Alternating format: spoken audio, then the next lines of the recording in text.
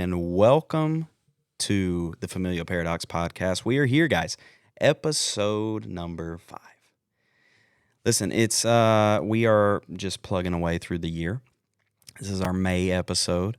The year has been pretty busy for me in our work, and I hope the Lord's been blessing you in your year as a parent. I know there's people that listen to this podcast that aren't necessarily parents. Maybe you're a grandparent. Maybe you're just a leader at a church that wants to know about these particular topics and issues, and that's fine. But obviously, when I'm addressing the people, I do say parents a lot. So don't think that I'm leaving you out. Don't think that I'm saying that you as a leader, even if you don't have kids, or you as a grandparent or whoever you are, that you can't listen, that you can't be here.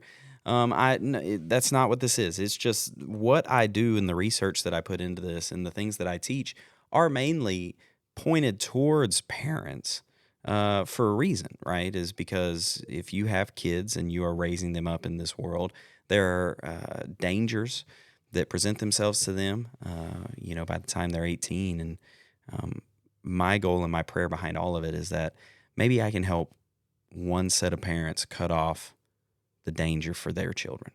And if I can do that just once, that makes this all worth it, right? So listen, thank you so much for tuning in. It is a great joy to be recording these, and it's awesome to see that we're kind of building a little bit of a tiny community of this podcast, right? Most people watch it on YouTube. YouTube, Spotify. I think Spotify is the second one, and then Apple might come in third place. But I've been seeing that people have been listening to this podcast outside the United States, which I don't remember the countries off the top of my head, so I'm not even going to try to guess. Maybe in the next episode I'll come with that. But, it's interesting to see who listens, and my prayer is that wherever you are, is that if somehow this can enlighten you, if somehow this can help you, if somehow this can let you know that there is somebody that is actively working against these things. And it's not just me, multiple people that I work with that are working against these things. I hope that gives you, a little bit of peace, a little bit of joy in knowing that you have us. We're here. We're fighting. So today, you've probably seen the name of the episode. It is I got to read my notes. Christians, stick to your notes. Where is the purpose? I've been writing this episode for a bit, and I don't completely script these episodes, especially when I'm doing interviews. But if I'm doing it by myself, obviously I need something to keep me on track. Otherwise, I'm just going to be rambling to you guys about who knows what. And that's not the point. The point is for these to be pointed. The point is for these to be digestible for parents, so that you can listen to this in a short amount of time, that you can take things away from this and use them if you want. At least you will know the dangers that are out there. At least you'll know the information that is out there. And the purpose of today is the name of the episode, which is Where is the Purpose? Where is the purpose? I'm going to be honest with you. This episode, it is not going to be popular with people. It's not going to be popular with society as a whole right now. It's not... some of you listening and watching, maybe even some of this will step on your toes, and do hear me in this, is that is not, my intention is not to rage bait you with any of this. My intention is to let you know what it is that we're seeing, let you know what I think is part of the problem. In the last episode, we had my boss, Brad, where we talked about the root of the problem with this stuff. I am not attempting to rage bait anyone in saying these things. I am not attempting to say that you're a bad parent. Lord, don't let it come across like that in any way. Like I said, like we say in all these podcasts, is that the goal and the prayer behind it is to empower parents to be confident in the decisions they're making for their children. And so, listen, you can take one little thing I say, you can take multiple things I say, you can listen to these things and know that I put the research, I put the work in behind it. But none of it is to say that you're doing anything wrong, or to say that any parent's doing anything wrong, but it is to say that there is some better things we can be doing. There is a higher standard, and so that's why we say that we are calling a generation of parents to a higher standard. It doesn't matter what generation you are. If you're a parent, you're in that generation that I'm talking about. So Where is the purpose? Remember, I said don't get mad at me. Here, the number one thing, and here's what we're going to cover is what is the number one thing that leads in teenagers and children into a list of things. What is the number one thing that leads kids and teenagers into exploitation, pornography, sextortion, and plenty of other bad things? What is the number one thing that leads kids and teenagers into all of those? Exploitation, trafficking, sextortion, pornography addiction. What is the number one thing, the number one problem that if you could cut this off, it would cut a lot of these things off? I hate to tell it to you. Right here. Right here. See this? If you're only listening, I'm holding up my cell phone. I'm holding up my cell phone. It does not matter what type of phone. I mean, though, we will get into maybe some recommendations. But phones began getting introduced to specifically smartphones. Let's go there because nobody was doing these things on landlines, which were before my time. But smartphones, they started getting introduced around when I was I'm not even going to try to remember the year, but I do remember that I was on the younger side when smartphones started coming around. Middle school, maybe earlier than middle school, could have been like 5th grade, something like that. It really just depends. But these phones started getting introduced into families. These phones started getting introduced to children's lives. And there are things and problems and dangers that your children can have access to on this phone that if otherwise they did not have the phone, they would not have access to them. So the number one thing that leads kids into exploitation, trafficking, pornography addiction, sextortion, and issues with that is the thing that we are handing them.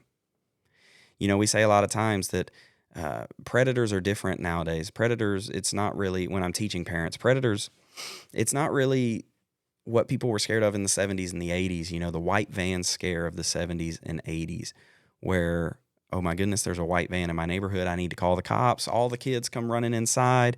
And once they get inside, whether it be a bully or an actual predator in a white van, they get inside, they lock the door, and they're in their home, and they are safe from said predator. And that has gone to the wayside of that type of predatorial behavior, right? Now, can people still get kidnapped? Can someone pull up and pull you into a van? Yes, always have your situational awareness ready. Have your head on a swivel every time you're in public. We talked about that in the episode with Keith, episode number 2. But here's the thing is that kids are taking the bullies, the predators, the groomers into their bedrooms every night now. Back in the 70s and 80s, they lock that door. It cuts it all off. Unless the person somehow breaks into the home or calls them on the landline phone or whatever, it cuts it off. Cuts off the danger, cuts off the bullying, cuts off the predatorial behavior, and it cannot continue. But we're allowing these things to continue to where it's 24/7, especially if it's a kid that has 100% access to their phone all the time and their phone is never taken. It can and will be 24/7. Say someone's bullying them. They're sending them Snapchats. They're picking on them, sending them text messages. Your kid's sucked into this world that is built on their phone, social media, and all those things, and it does not turn off for them the way that it turned off in the 80s, in the 70s, in the 60s. It does not turn off anymore, even in the 90s, I guess, right? The bullying, the predators, they do not get cut off so long as the child has this device. The little device that we have in our hand that we trust, that we use to drive places, and don't get me wrong, listen, I'm as dependent on this phone as anyone else, right? The internet has been around the entire time I've been alive. Phones have been around these types of phones, cell phones or whatever, have been around the entire time I've been alive. There's a couple of routes that I drive in the city that I live in that, I can do it without Google Maps because I've done it enough times. But you ask me to go anywhere else, the phone's coming out because I need Google Maps. And I'm sure that there's people that are listening that are the same way. I'm dependent on it for that. I even see borderline social media addiction in myself at times. The doom scrolling is real, right? And the thing is that some of you may be seeing this on Facebook or on Instagram or something like that, and it's like, well, where does the line get drawn of doom scrolling? And I see that in myself. And obviously, I'm on the phone all the time for work purposes. I have people calling me, people texting me, emails, all that stuff. All of our lives are wrapped into this device as adults. Wrapped into this device. You see a lot of things on these devices, right? You're doom scrolling to death. You're seeing recipes that you want to save to cook later. You're seeing DIY things that you want to do. You're seeing that this person has this type of chicken. Now I need this type of chicken to lay eggs at my house. You're seeing that this person has miniature ponies. Now I need it. You're seeing that this person has some kind of hack that they do for their toddlers to have fun during the day, and now you need it. You have all these things that are happening and all this branding that is happening. You have all this advertising that has happened. Billions and billions of dollars every year are funneled into ads and advertisement on Instagram, Facebook, YouTube, all of it. Billions of dollars every year. And it gets to a point where it controls our lives to where our lives revolve around this thing. And here, listen to me. I'm being honest with you that my life probably revolves around it more than it should. However, I have been trying to break the chain of it in the fact of where when I'm home sometimes, especially after long trips, I will turn my phone off for 24 hours, maybe longer. I did it for 48 hours one time. That was really refreshing. I recommend, hey, if you can do that, do it. And listen, my phone lights up all the time. People calling me. You'd be like, oh, well, people are calling me and it's for work and all that. Mine does too. I let the people that are important know that, hey, I'm about to turn my phone off for 2 days and I will talk to you in 2 days. If you need me, reach out to my wife or whatever. So you can do it. Don't sit here and think, oh, I couldn't do that. Yes, you can. Anybody can. What's the point? Christian, what is the point of what we're talking about? Is we have this thing that has sucked us all in, and we are all revolving around these little devices that we carry around. And don't even get me started. I don't understand how some of you wear the watches, the Apple Watches, the Garmins, the stuff that is connected to your phone. I can never understand it. I'm already connected to that thing enough as it is to have it actually physically connected to me to where I'm not able to spend a moment in any situation because this could go off and take me out of it mentally. Listen, that's for another day, and that's beyond, what we're talking about today. But I really don't understand it. I don't understand how you can be even more connected to your phone and people just willingly do it. I remember when the Apple Watches came out, I was like, absolutely, I am not doing that. So, what's the point of what we're talking about today is this is where people are going to start getting mad at me. But before I say this, can we have a conversation? Right? Listen, if you have rebuttals to what it is that I'm about to say, by all means, if you're seeing this on Instagram, if you're seeing this on Facebook, if you're seeing this on YouTube, if you're seeing it on Spotify, Apple, leave a comment, shoot me a message. Let me know your thoughts on this. Let me know what you think. Because this is a controversial thing that that at least mainstream society does not like to talk about. And here's the thing. What is the purpose of giving a child under the age of 14 a phone? What is the purpose of giving a child under the age of 14 a phone? Because I've been searching for an actual purpose that can stand on its own 2 feet, and I'm struggling to find one. Another question, what is the benefit of giving a child under the age of 14 a phone? What is the benefit? Can we be 100% honest here? And listen, I know people can throw out all these answers that are superficial and surface level, But what is the benefit of giving a child under the age of 14 a smartphone?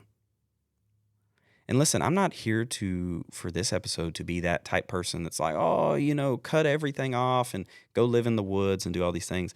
I am not that type person that's going to take a very pinpointed subject and push it out to you to get clicks.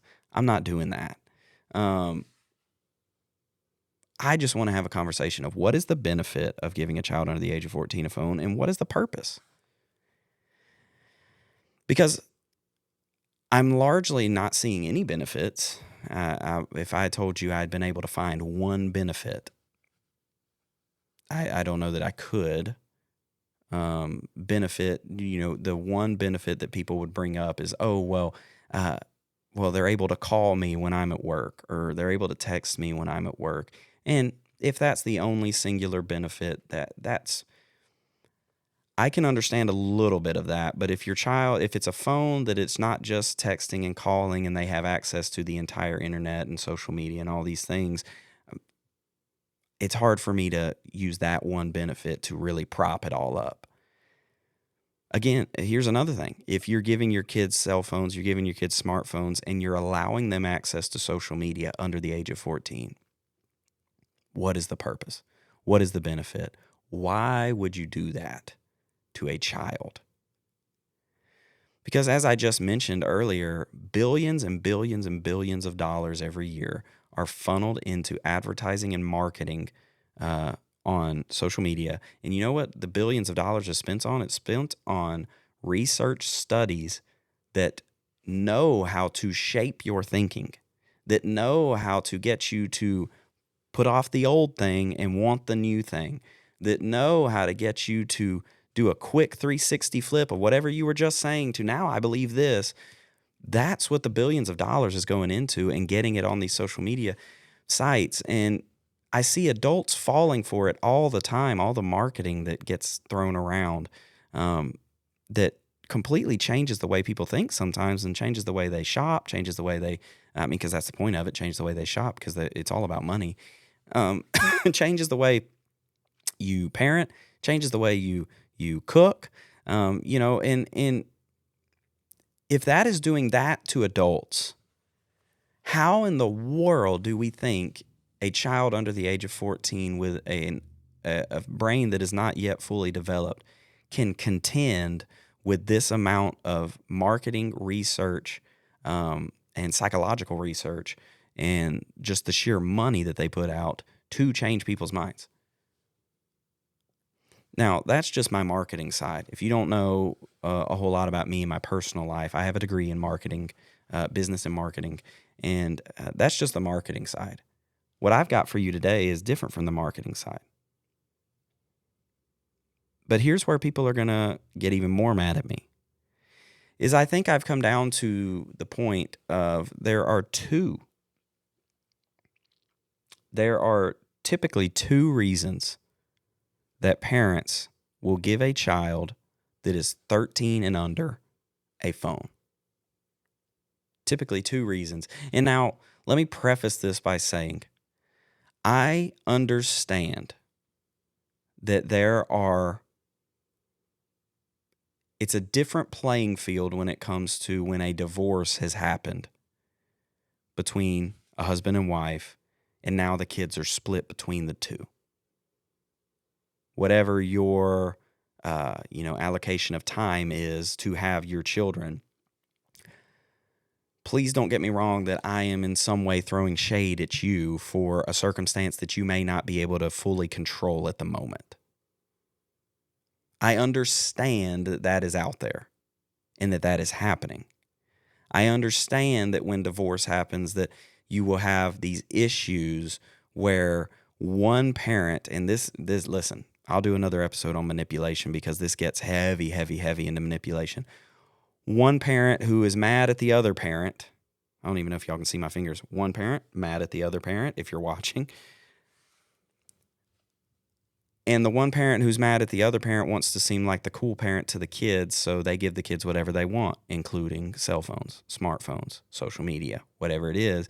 And the other parent knows that it's wrong and knows that their kids should not be on this and that this will harm their kids, but there's only so much they can do about it, because if they go too far in trying to do something about it, the court could give them less of a share of the children.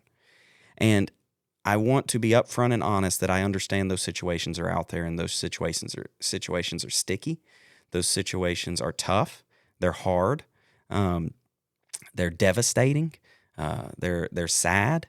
And if you're listening and you're watching and you're in one of those situations, I want you to know that my heart goes out to you, and that I'm sorry. I don't know how much that means coming from me, some random guy, or unless you know who I am.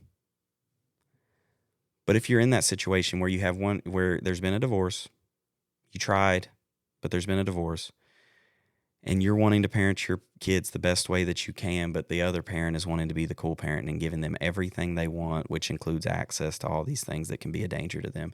And if you're in that situation and your hands feel tied, I just want to say that I'm sorry. I'm sorry that they're doing that to you. And just know that my prayers are with you.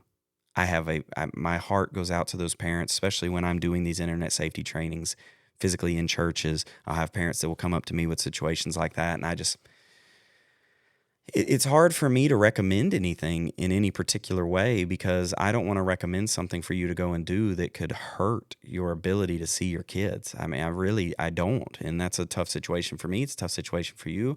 And so prayer is obviously what happens at the root of it. And then I can explain the dangers, and maybe you can explain the dangers to the other parent, and hopefully there's breakthrough. But, I understand that those are out there. So please hear me when I say that this is not directly pointed. I'm not pointing this at you because of that situation. And I know that there are those situations that are happening.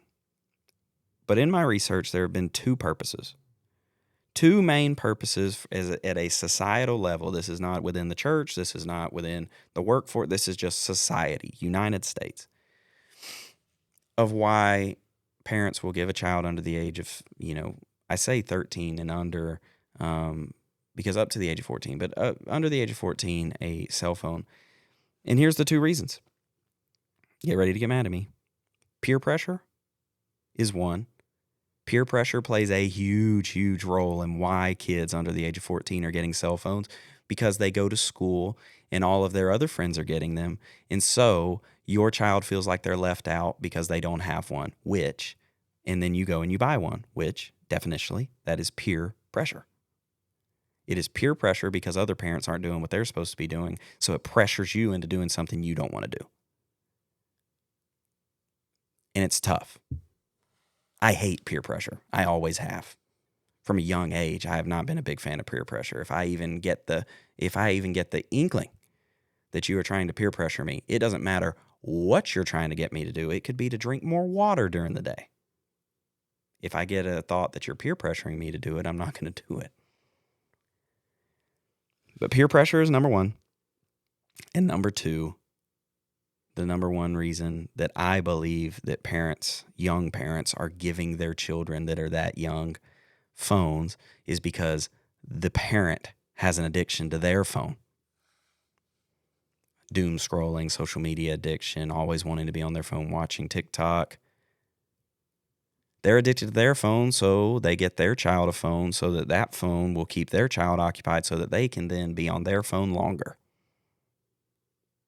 Essentially a babysitter of sorts. And here's the part where some of you are mad at me. And listen, I make no apologies. It's the truth. This is the truth. It's highly, highly, highly peer pressure in society because everybody's doing it. And it is that parents have addictions to their phones and they want to be on TikTok more and want to spend more time on their phone, or want to spend more time doing other stuff, video games that don't involve their kids. And so they get their kids a phone and allow their kids to get addicted to their phone, because if your kid gets addicted to their phone, that means more time for you to be on your phone. A vicious cycle. A vicious cycle. But in all of those reasons, in those two main reasons that parents give kids under the age of 14 a phone in today's world, in those two main reasons, here's what I lack to find. Here's what I'm lacking. I'm lacking to find a functional reason for why these kids would need a phone. A 12-year-old, an 11-year-old, a 10-year-old, a 9-year-old, an 8-year-old, 6-year-old.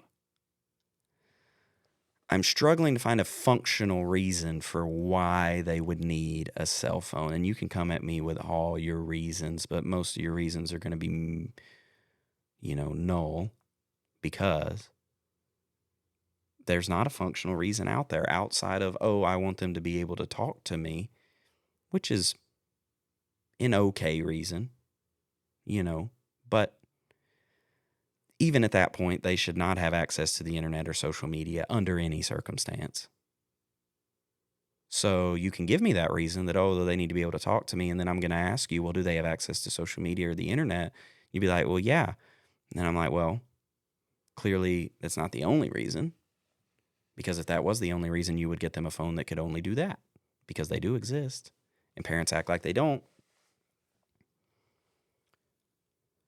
Let me give you some numbers here. And listen, I'm going to be ending here soon. It's a quick one this month. I have not been able to find a functional reason for why a child that young should be able to should be getting a cell phone. Now, let me give you some numbers. In the United States, this is according to, let me see where this came from. I think this was just like a nationwide of, they went to all the cell services, AT&T and all that stuff. And just got their numbers basically from AT&T, T-Mobile, all the jazz. By the age of 10 in the United States, 42% of kids have a phone. Which that number, under 50%, so you can kind of wrestle with that and reconcile it a little bit maybe, right? 42% of kids by the age of 10 have a phone. 2 more years, by the age of 12, it's a huge jump. By the age of 12, 71% of children in the United States have a phone. And by the age of 14, 91% of children have a phone. Do you hear the word I'm using there of children? Because some people are like, at 14, they're a teenager. And they're this and they're that. They are still a child. They are still under the definition of what would be plurally children. Forgive my non-scholar speak there. They are still a child. 71% by the age of 12 baffles me. I mean, I could have guessed that it was that high just because you look at society, you see it. But it baffles me. It scares me. And that presents the dangers that are presented at that age. Man. Let me take you here. Let me take you to just a little bit of just hands-on life story. Me personally, and I may have said this on the podcast before, but there's a reason that we do pornography addiction in our ministry and why we fight against it and why we've created some things to help people walk out of it and to teach leaders and parents and pastors how to fight it. I was introduced to pornography at the age of 7 years old. At the age of 7. Now, I did not get a cell phone until I was, I believe, 13, which, as you'll hear me say in a second, I even think is still too young. I was introduced at the age of 7. If I had been given a phone, a smartphone at the age of 10, having been introduced to pornography at the age of 7, the things that I would have been doing, the things I would have been looking up as a 10-year-old boy that would have been disastrous for my teenage years, that would have been disastrous for really the rest of my life, because a lot of these things, it takes a long time to get these out of you, these habits. It would have been disastrous, and I'm thankful I didn't have it that young. Thank you that I didn't have that young. I know a friend who he was introduced to pornography at the age of 6. And I have 2 more friends that were introduced at the age of 8. I know one that was introduced at the age of 9, which brings me to the average age in the United States that a child will be introduced, will start watching pornography. 9 to 12. The average age is somewhere between 9 and 12.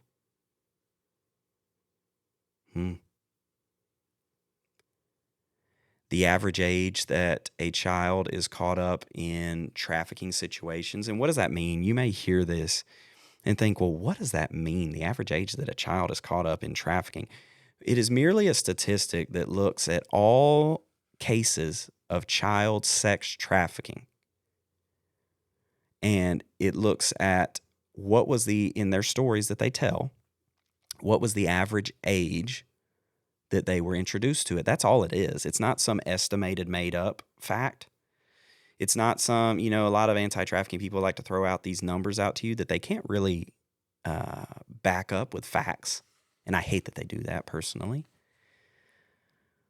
But then again, all I can do is make sure that the statistics and numbers that I throw out are correct. But so it just means that it's based off of cases that have happened, and these were the average ages where it kind of averaged out to, right? And if you know anything about math and averages, you would know that to have this average, you're going to have a lot that are younger, a lot that are older, that'll meet in the middle right here. The average age a child is caught up in sex trafficking within the United States is 12 to 14 years old.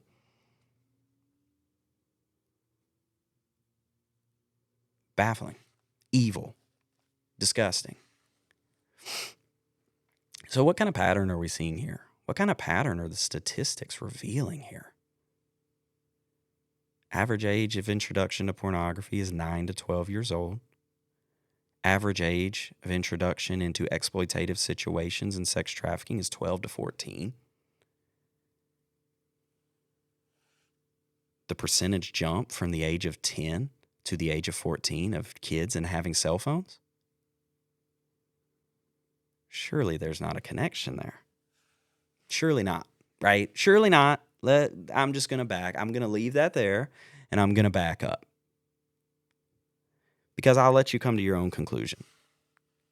I'm not going to be one of those. There are anti-trafficking people out there that will take the most niche, small little aspect of trafficking or exploitation, and they will blow it up to something so grand and make it look like it's so big to you, and raise a lot of money off of it. They do.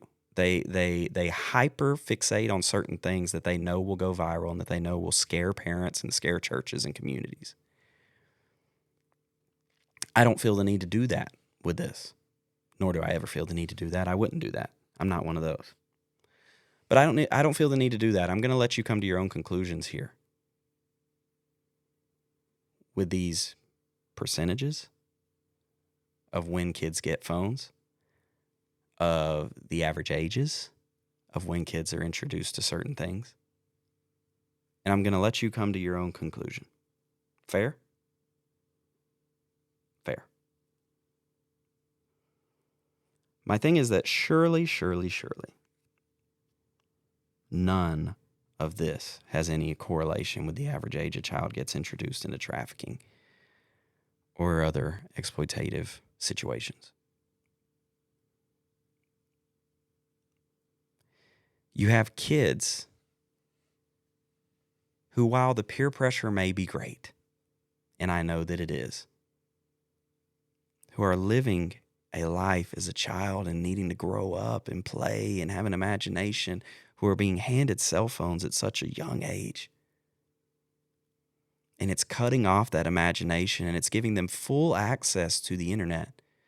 And the thing that I tell parents is that if you give your child full unfettered access to the world, it's reciprocal. The world has access to them. You would be shocked at the amount of parents that I deal with and the amount of parents that I hear stories of that are getting their children, their kids that are under the age of 10, guys. Computers, iPads, phones that have full access to the internet. And when I give pause to them about it, they genuinely don't know what the issue is. They genuinely don't know what the issue is with a child having a cell phone or a computer in their room or an iPad in their room under the age of 10, guys. Much less the age of 14, 13, and 12. This is heartbreaking. This is dangerous. It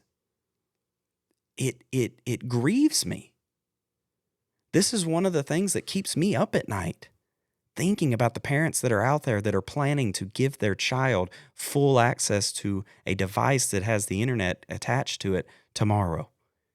And how can I get to them before then to hopefully break that cycle? Because you have children who are being, and I make no bones about what I'm about to say, who are being fed to the machine. You have children who are being sacrificed at the altar of our phones and of the internet. And I see it on a daily basis, and it breaks my heart. So if you're watching and you're like, why does Christian have such a drive to do these internet safety trainings? Why does Christian have such a drive to go into communities and help parents and tell them about pornography addiction and grooming and predators and how to keep your kids safe from them? Why does he have such a drive? It's because there are parents that are doing this daily. And they are continuing the cycle of just feeding their children to the machine, of sacrificing their children at the altars of their phones, and just losing their child forever. Because as soon as a child gets access to a smartphone that has access to social media, that has access to the billions and billions of marketing dollars that are spent yearly that I told you about, their behaviors begin to change. Their interests begin to change and get influenced. Why do you think they call them influencers, guys? And they begin to exhibit a different person. And let me tell you something, there is nothing more heartbreaking to me than the thought of that happening to one more child. Yet it happens on a daily and a weekly basis in the United States. So what is the whole point of this, and where is the purpose? The whole point of this podcast and the purpose of this podcast is I want to throw caution to you. And parent, I am asking and begging that you please pick it up. The caution to keep your child a child as long as you can. Fight the peer pressure. Handle the addiction that you have to your phone. Put it down. Be a parent. And fight the good fight, because this is a fight worth fighting. And I promise you, your child will thank you eventually. They may not like it in the moment, but I promise you they will thank you eventually. People ask me, when do I say a child should first get a cell phone? I regularly say that children should first get a cell phone when they're getting about 15, 16. They're starting to drive, because they are going to be driving away from you, and they should have a way to not only reach you, but reach emergency services if need be. I don't make any bones about that. Yes, they should have a phone then. But here's where I dig a little deeper, and I say that they still should not have access to social media at that time.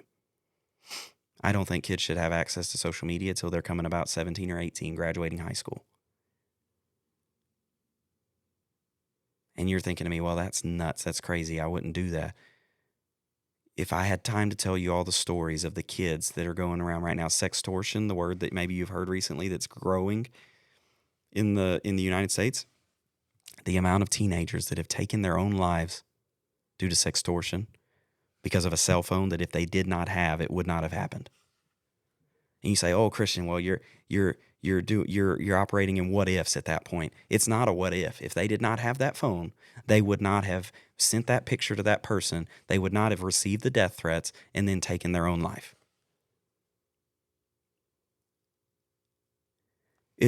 If they did not have access to the internet, to a computer, to an iPad, to a cell phone, they would not be 20 years old with a raging addiction to pornography that they cannot handle, that doesn't allow them to have any normal relationship, much less a 13-year-old with an addiction to pornography. That is a tragedy that we should be treating it as one, but people just, we don't really know the issue for that, and we don't really know how to help it. I'm being pointed here because this is something I care about, and this is my heart. Your kids deserve it.